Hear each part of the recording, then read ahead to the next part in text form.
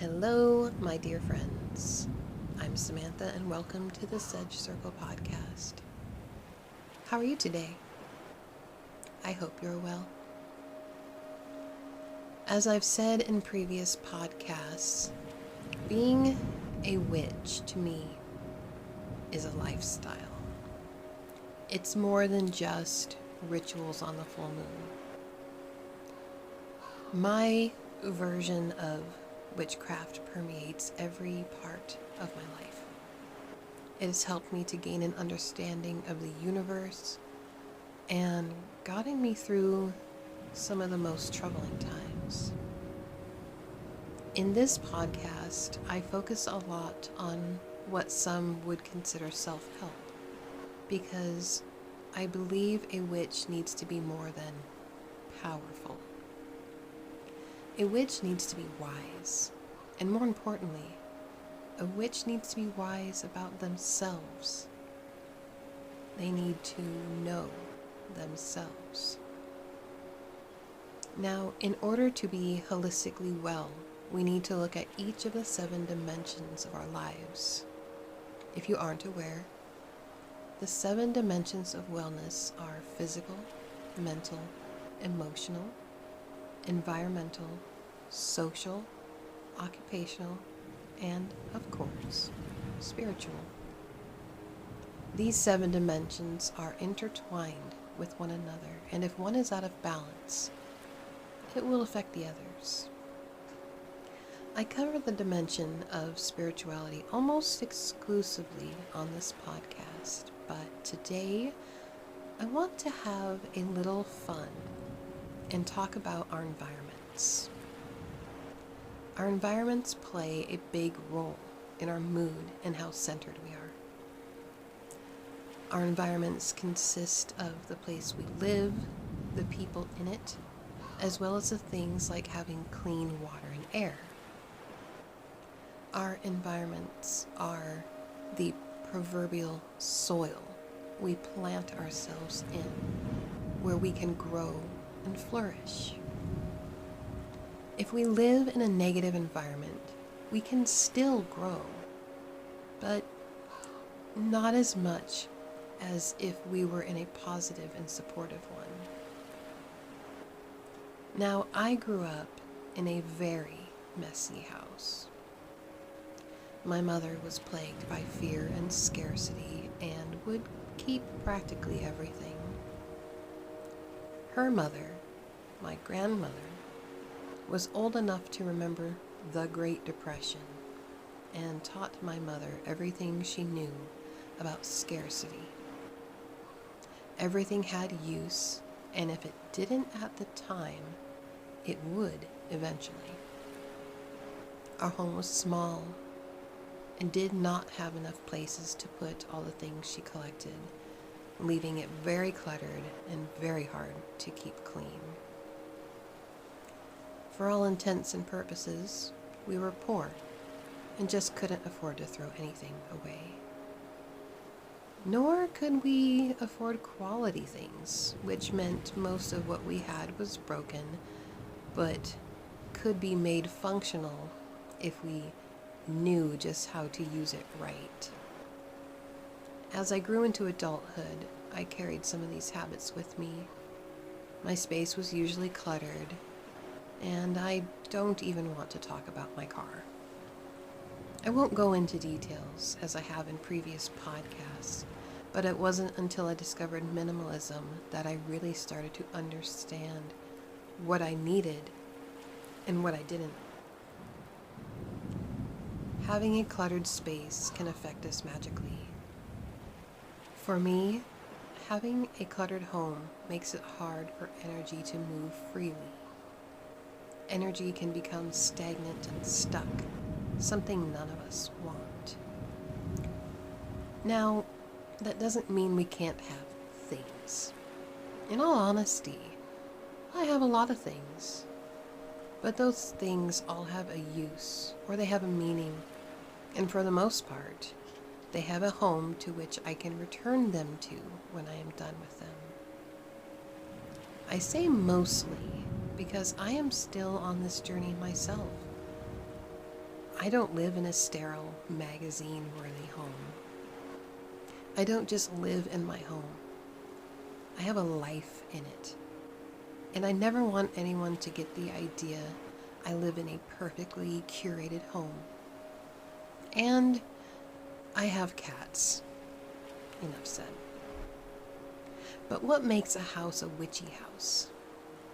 This is a subjective idea and can look like anything.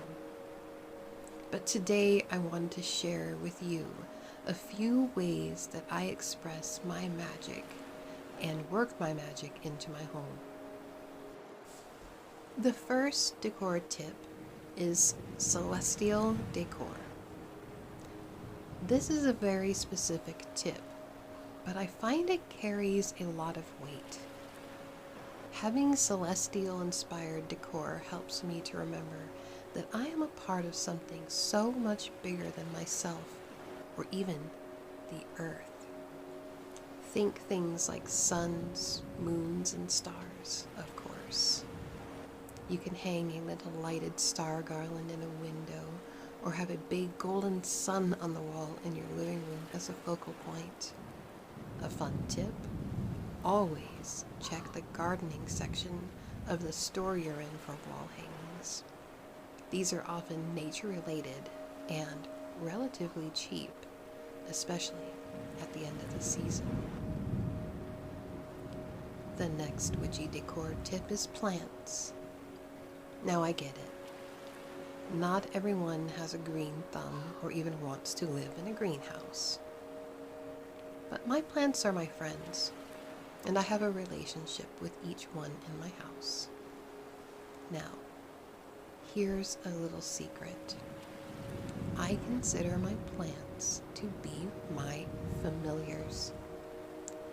Not in a way they will proverbially absorb any curses or malicious spells, but when I see my plants thirsty or wilting, I know I need to check in with myself. If I've been struggling, my plants will be the first to show my suffering. Wilting plants are a sign that something is taking my energy, and maybe I need to take a step back and consider what has been going on. What is a curse, after all, but something that takes away your energy? One thing you can do to form a relationship with your plants is to meditate with them. And while you're meditating, ask the plant to tell you its name. You can even go as far as to label them and call them by their names.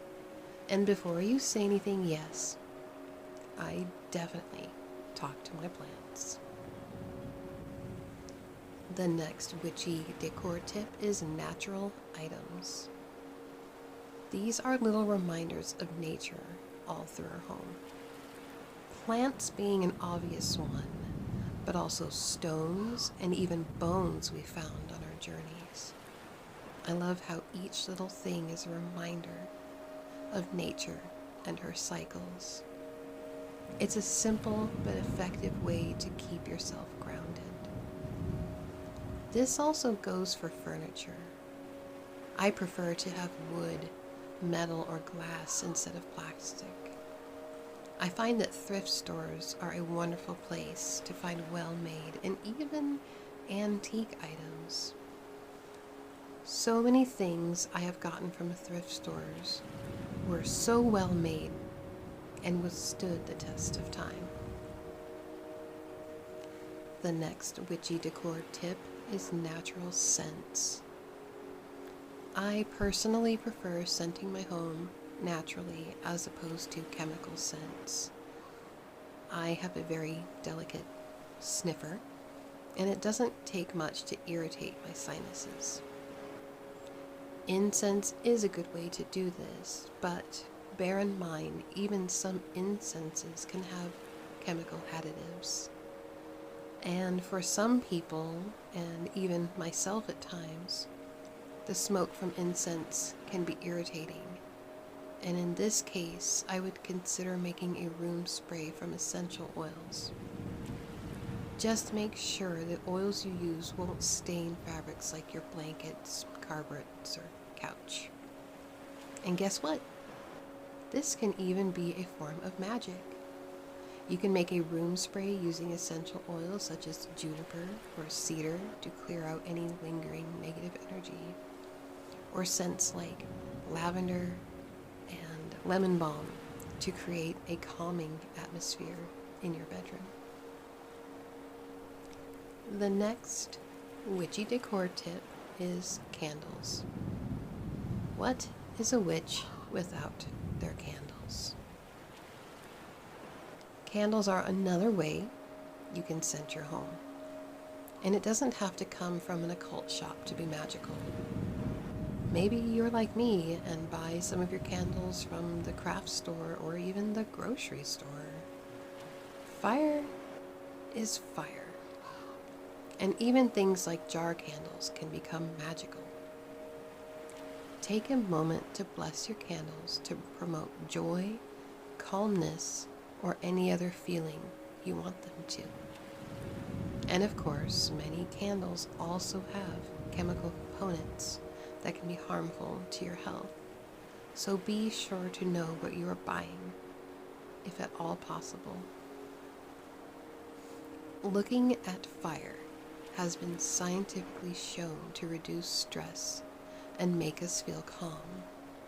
It also lowers our blood pressure. After all, fire has been so important for our survival for so long. It only makes sense that we would inherently feel better around a warm, toasty fire. The last witchy decor tip that I wanted to talk about today is colors. Now, I have talked at length about the importance of color in magic, how each color is connected to an energy center in our body, and how we can use color when spellcrafting. Why not extend that magic into our homes? And you don't have to go about painting every room a different color, though that could be a lot of fun. A simple throw blanket and a relaxing color to cozy up under when you need rest is an easy way to incorporate color magic into your life. Perhaps red kitchen towels, as red has been shown to stimulate appetite, or blue curtains in a place you do a lot of socializing to open up the throat chakra. I have a propensity for muted natural colors, even when I was a child. But feel free to use color as it speaks to you. Think about what feeling you want each room to evoke, and go from there. So there is 5 witchy decor tips that I wanted to share with you today. Of course, my friends, these are just suggestions as to how to include magic into your home. Be creative and find what works best for you. I am very interested to hear about how you use magic in your own home decor. So please don't hesitate to share in the comments section. So I suppose that is all I have to say about that today. If you like this podcast, don't forget to subscribe and to turn on notifications so you know when a new episode is uploaded. I do try to have a new episode every Friday. So if you don't see it, check back then. Thank you so much for giving me your time today. I know it is precious and valuable. And until we meet again, my friends.